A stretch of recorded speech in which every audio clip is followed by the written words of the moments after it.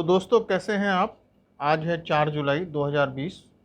तो आज के इस सेशन में हम बात करेंगे जनरल स्टडीज़ के कुछ ट्रेंडिंग टॉपिक्स की और साथ में कुछ और टॉपिक्स के ऊपर। तो आइए शुरू करते हैं कोरोना कोविड-19 पेंडेमिक से। इसके जो टोटल केसेस हैं हिंदुस्तान में, ये क्रॉस कर गए हैं 6 लाख को, करीब 6.5 लाख है। और अच्छी खबर ये है कि हिंदुस्तान ने इसकी जो वैक्सीन है उसका सक्सेसफुल ह्यूमन ट्रायल शुरू कर दिया है।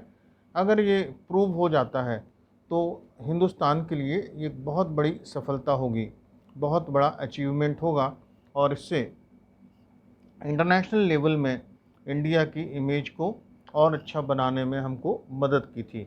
हालांकि इंडिया ने इससे पहले जो मेडिसिन है पेंडेमिक की, जिसको WHO ने मान्य किया था, उसको कई देशों को इंपोर्ट किया। अब हम आते हैं इंडो चाइना रिलेशंस के ऊपर।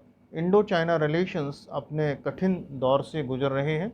अभी इंडिया ने इंडो चाइना रिलेशंस के ऊपर काफ़ी अच्छी तरह से इसको हैंडल किया है और इंडो चाइना रिलेशंस में अभी काफ़ी स्ट्रेनफुल सिचुएशन है चाइना की पॉलिसीज़ के कारण।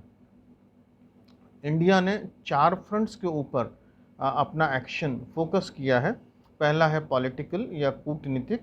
पॉलिटिकल रूप से इंडिया ने एक अपनी सशक्त इमेज को प्रस्तुत किया है पूरे वर्ल्ड के और चाइना के सामने।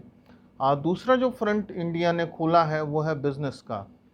बिज़नेस के फ्रंट में मुख्यतः इंडिया ने, आपने अभी सुना होगा, 59 ऐप्स को बैन कर दिया था इंडिया के अंदर। उसके बाद कई सारे जो कॉन्ट्रैक्ट्स हैं, स्पेशली हाईवे और इलेक्ट्रिसिटी से रिलेटेड, उनके ऊपर भी कुछ कारगर कदम उठाए हैं। तीसरा है इंपोर्ट को लेकर।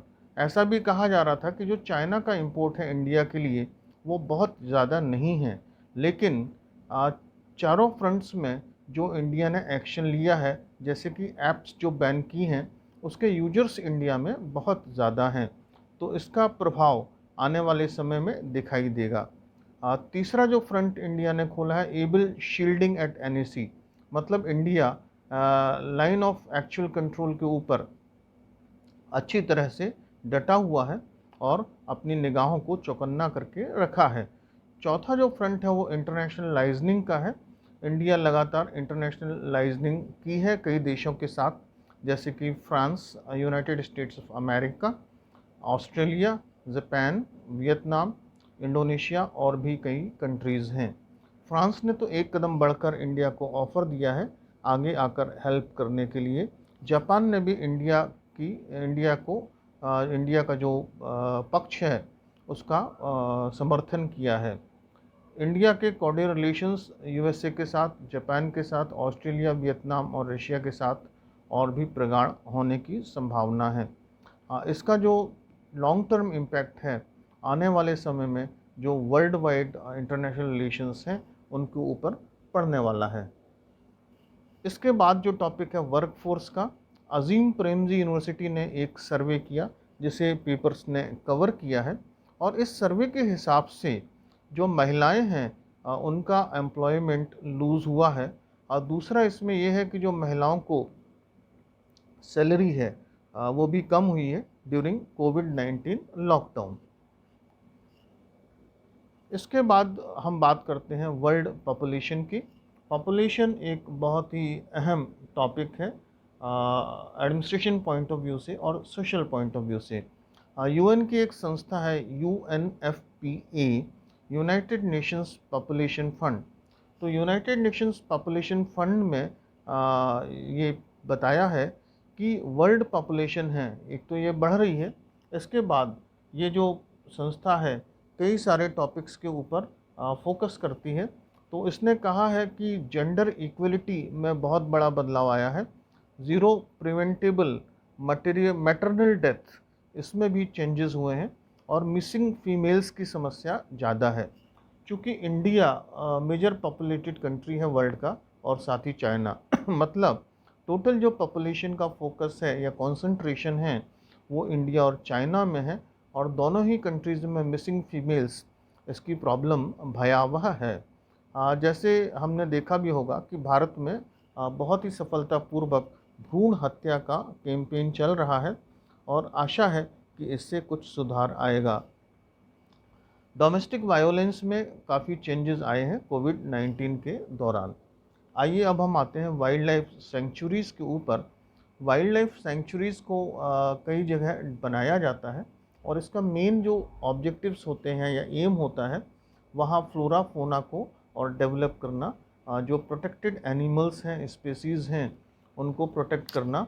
इसके अलावा जो यूनिक फीचर्स हैं उस जगह के, उनको मेंटेन करके रखना। वाइल्ड लाइफ का जो एरिया है, जैसे कि wild life sanctuary, nature parks, ये स्टेट गवर्नमेंट का सब्जेक्ट है, लेकिन इसमें जिन अधिकारियों को लगाया जाता है वो मूलतः आईएफएस अधिकारी होते हैं, जो मैनेजमेंट का या उसकी सोच को विकसित करने का काम देखते हैं। इंडियन फॉरेस्ट सर्विसेज के ऑफिसर्स इसको देखते हैं। इसके बाद आपने प्रिंट मीडिया में और इलेक्ट्रॉनिक मीडिया में देखा होगा नेपाल के बारे में। हाल ही में नेपाल काफ़ी चर्चित रहा हमारे इंडिया के कुछ स्थानों को अपने मैप में दिखाने को लेकर। तो इसी रेफरेंस में नेपाल की राष्ट्रपति विद्या देवी भंडारी ने स्थगन का फैसला लिया है। इससे प्राइम मिनिस्टर केपी ओली को स्पष्ट बहुमत के लिए समय मिल जाएगा। इसके बाद हम आते हैं भारत की एक खूबसूरत स्टेट गुजरात की तरफ।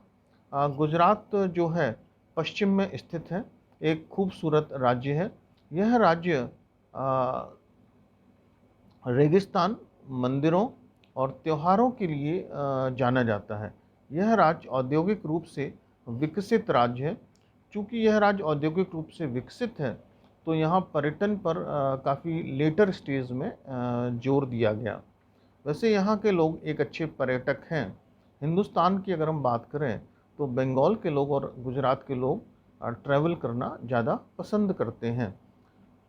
आपको गुजरात के लोग देश और विदेश में मिल जाएंगे। गुजरात में सौराष्ट्र, काठियावाड़, उत्तर गुजरात, मध्य गुजरात और दक्षिण गुजरात के रीजन्स हैं।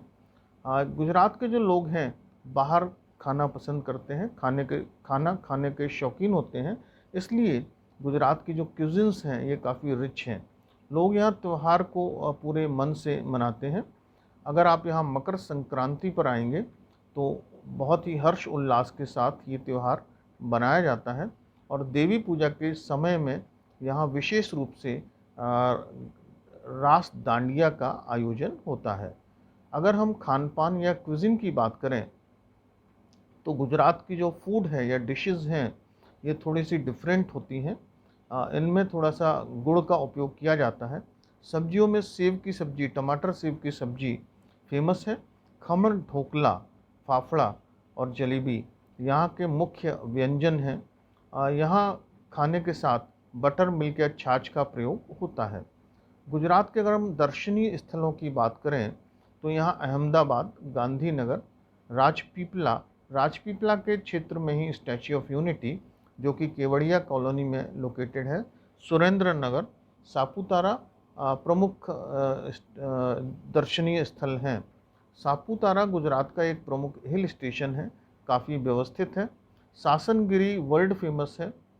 रण ऑफ कच्छ एक यूनिक वाइट डेजर्ट है। द्वारका चार धाम में से एक है। द्वारका और भेंट द्वारका बहुत सारे जो टूरिस्ट हैं, पिलग्रिम्स हैं, आते हैं। सोमनाथ द्वादश ज्योतिर्लिंग में एक है और नागेश्वर महादेव का टेम्पल जो कि द्वारका के पास ही है, ये भी फेमस है। ट्रांसपोर्ट की बात करें तो गुजरात का रोड नेटवर्क बहुत ही अच्छा है। यहाँ के हाईवेज़ बहुत अच्छे हैं। साथ ही रेल और एयरपोर्ट की सुविधा प्रमुख शहरों से जुड़ी हुई है। आप यहाँ कब जाएं और किस लिए जाएं, यह है गुजरात एक फैमिली डेस्टिनेशन है। शॉपिंग के लिए बहुत अच्छा डेस्टिनेशन है। जैतपुर में जो कॉटन कपड़ा है उसका काम बहुत होता है और वाइल्ड लाइफ के लिए गुजरात एक माना हुआ डेस्टिनेशन है।